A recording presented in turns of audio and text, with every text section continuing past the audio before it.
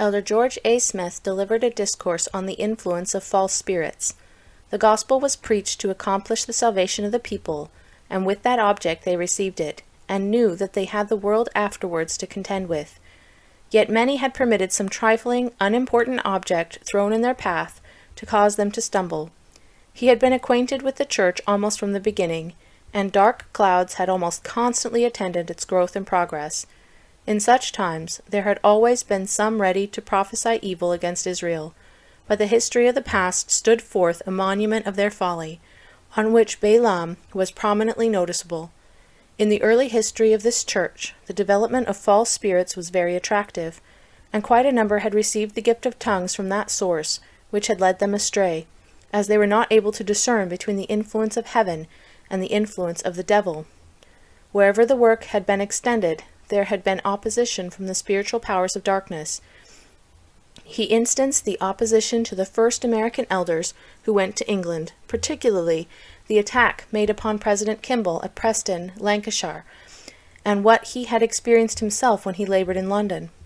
He considered it good for the elders of Israel to be acquainted with historical facts relating to the power of evil, that they might live so as to be beyond their reach. After the first endowment was given, some 60 persons apostatized and essayed to form a new church that would get along easier with the world than the church established by the commandment of God. But they had dropped into oblivion.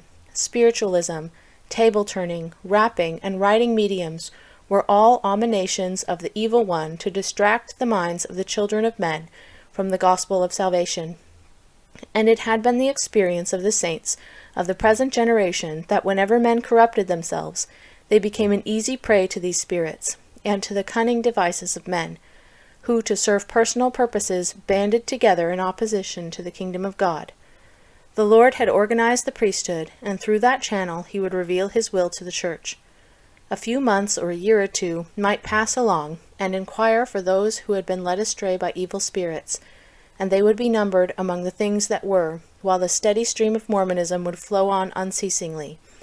The duped and deceived with the designer and the wicked would perish without hope, while the saints were blessed with a testimony and hope, rich with immortality and eternal life.